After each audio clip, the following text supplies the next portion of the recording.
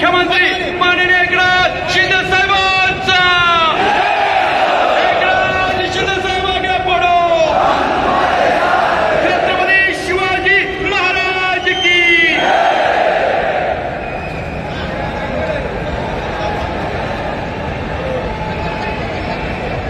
छत्रपती शिवाजी महाराज की जय भवानी। आजच्या या ग्रामसेवक नाही, आता सहाय्यक आहे ना, ग्राम रोजगार सहाय्यक काय करायचंय, ग्रामसेवक का सहाय्यक काय?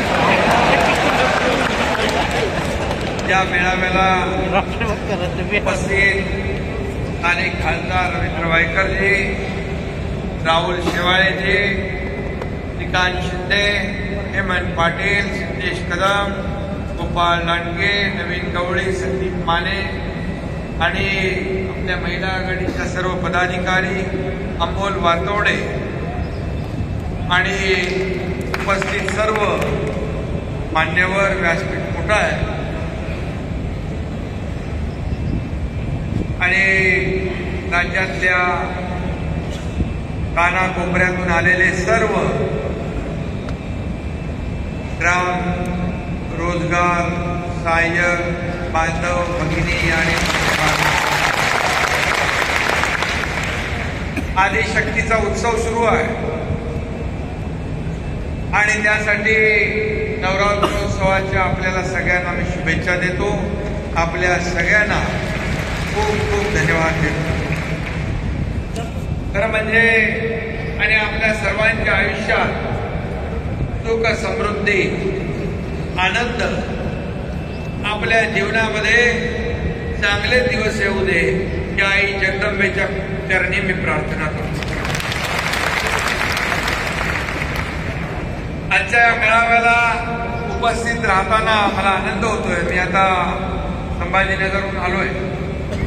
हा खरं म्हणजे हा एक आगळा वेगळा कार्यक्रम आहे, सर्वसामान्यांचा, गोरगरिबांचा हा वचनपूर्तीचा सोहळा आहे आणि याचा मला आनंद आहे।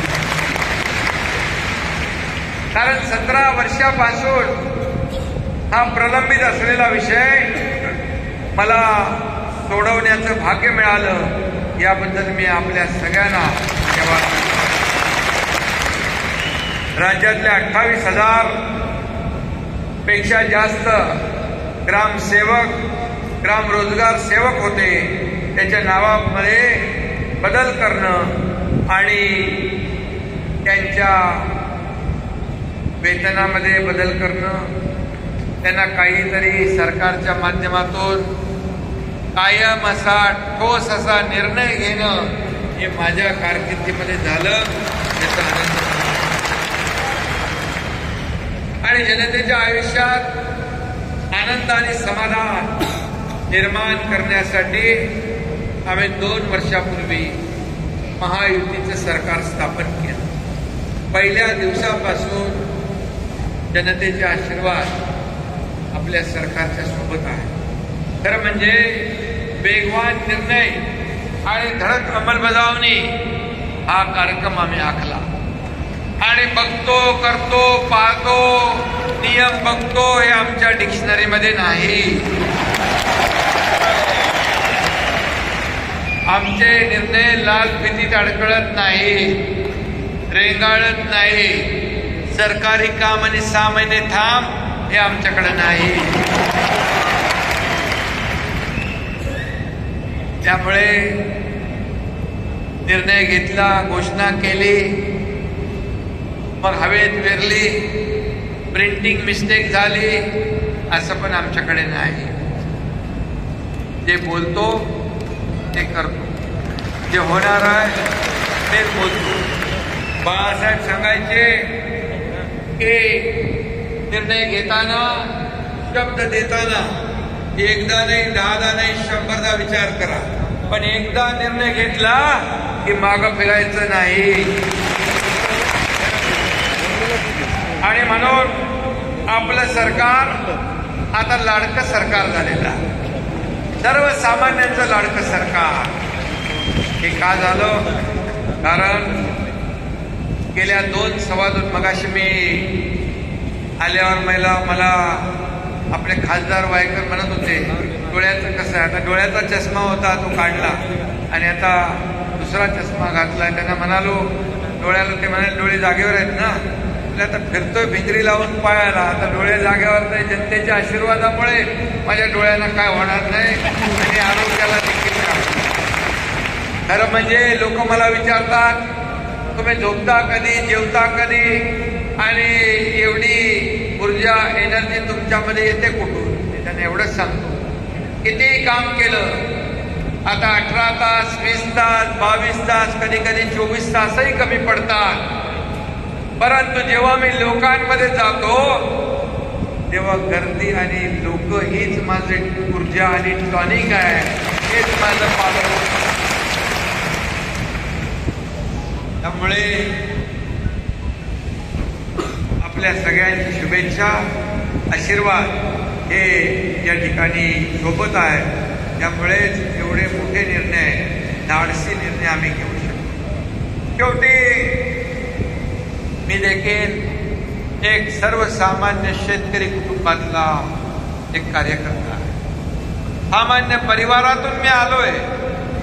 मगाशी खासदारांनी सांगितलं, हेमंत पाटलांनी सांगितलं, सर्वसामान्य कुटुंबातून जेव्हा माणूस पुढे येतो आणि या राज्याचा प्रमुख होतो, या राज्याचा मुख्यमंत्री होतो, त्यावेळेस सर्वसामान्यांच्या वेदना, संवेदना आणि त्यांच्या व्यथा आणि अडचणी माहीत असतात. आणि म्हणूनच आम्ही हा निर्णय घेतला. हा ऐतिहासिक निर्णय आहे. हा आतापर्यंतच्या इतिहासामधला खरं म्हणजे अनेक निर्णय आम्ही घेतले, परंतु मला इथं आल्यानंतर सगळ्यात जास्त आनंद तुम्हाला दिल्यामुळे झाला. तुम्हाला तुमच्याबद्दल निर्णय घेतल्यामुळे. आणि आता सगळ्यांनी भावना व्यक्त केल्या की आता एक टप्पा झालाय, पुढच्या वेळेस दुसरा टप्पा, दुप्पट टप्पा हे आणि आता कमिटी वगैरे काही नाही, डायरेक्ट डीबीटी.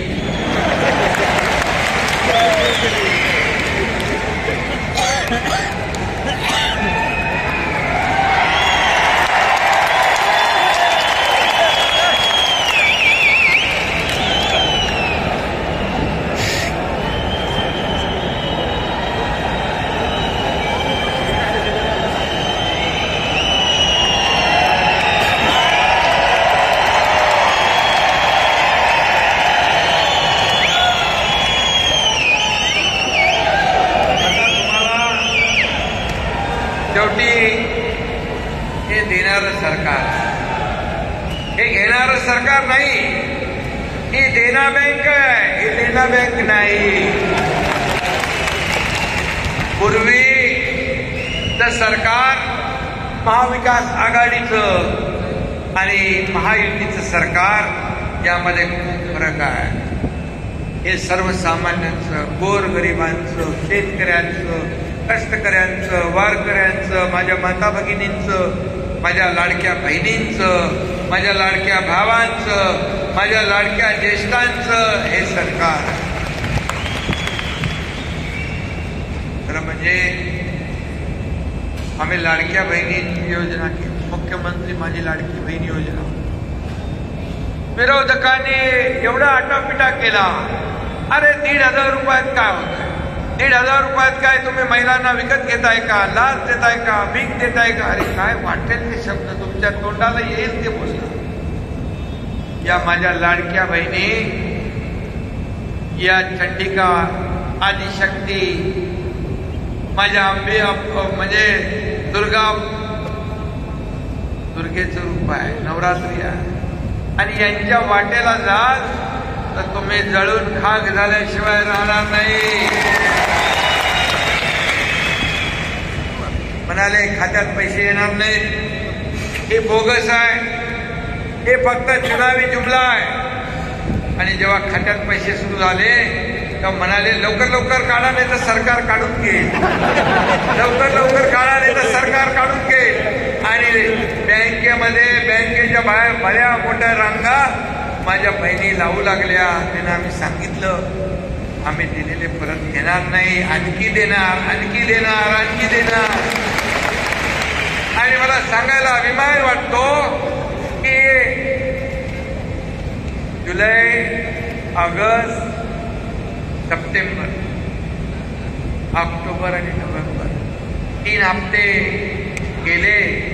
आता ऑक्टोबर आणि नोव्हेंबर म्हणजे हे सदुष्ट सावत्र भाऊ मध्येच काहीतरी आचारसंहिता आणून म्हणतील यांची बंद करा, म्हणून आम्ही ऑक्टोबर आणि नोव्हेंबर दोन्ही हप्ते ऍडव्हान्स मध्ये देतो. म्हणजे आम्ही ऍडव्हान्स देणारे आहोत, ऍडव्हान्स घेणारे नाही. पूर्वीचं सरकार हप्ते घेणार होतं म्हणून गृहमंत्री पण आत गेले, पण आमचं सरकार माझ्या लाडक्या बहिणींच्या खात्यात हप्ते भरणार आहे. हा फरक आहे. कारण त्या घरात पण माझ्या लाडक्या बहिणी आहेत, त्यामुळे त्यांनाही याचा लाभ होणार आहे. आणि तुम्ही पण आता लाडक्या बहिणींचं आमचं वजन वाढलंय, महत्व वाढलंय. तुम्ही पण सगळ्यांनी नीट राहा, नीट वागा आमच्या लाडक्या बहिणी. लाडक्या भावांचं काय म्हणाले? लाडक्या बहिणी गेल्या, लाडक्या भावांचं काय? मी म्हणालो तर लाडके भाऊ कधी यांना प्रेम तू आलं, कारण सगळेच गेले सोडून. म्हणालो लाडक्या भावांना पण आम्ही देणार. आणि देशातलं पहिलं राज्य आहे मुख्यमंत्री युवा प्रशिक्षण योजना सुरू करणार, प्रशिक्षण भत्ता देणार, हे पहिलंच राज्य. शेतकऱ्यांचा देखील निर्णय घेतला. 7.5 HP पॉवरचं पंपाने शेती करणाऱ्या शेतकऱ्यांचं वीज बिल माफ करण्याचा निर्णय घेतला. म्हणाले वीज बिल पुढचं माफ केलंय, मागचं काय? अरे आम्ही पुढचं घेत नाही तर मागचं काय घेणार? कारण हा शेतकरी आपला अन्नदाता आहे, मायबाप आहे. आणि असे निर्णय आम्ही घेतले. तुम्हाला सांगतो संवेदनशील सरकार का. 12:30 वाजता रात्री या तुमच्या एकनाथ शिंदेने एका टीव्हीवर बातमी बघितली की एका मुलीने उच्च शिक्षण घेता येत नाही, तिला इंजिनियर व्हायचं होतं, पण 50% सरकार भरते, 50% पालक वडील ते त्यांना भरायची ऐपत नव्हती. वडिलांवर, आई वडिलांवर बोजा नको, भार नको, म्हणून त्या मुलीने आत्महत्या केली. मी त्याच रात्री निर्णय घेतला, ज्यांना डॉक्टर, इंजिनियर, वकील, MBA, फायनान्स जे काय व्हायचं आहे तिला पूर्ण 100% फी माफ करण्याचा निर्णय सरकार घेतला. आता तुमच्या मुलीबाळींना पण तुम्ही उच्च शिक्षित करू शकता. सरकारचं काम. याच्यासाठी सरकार पाहिजे का स्वतःच्या स्वार्थासाठी, स्वतःच्या प्रॉपर्ट्या बनवण्यासाठी सरकार नको असतं. मला काय मिळालं यापेक्षा माझ्या या महाराष्ट्रातल्या तमाम गोरगरीब जनतेला काय मिळालं हे विचार करणारं सरकार पाहिजे.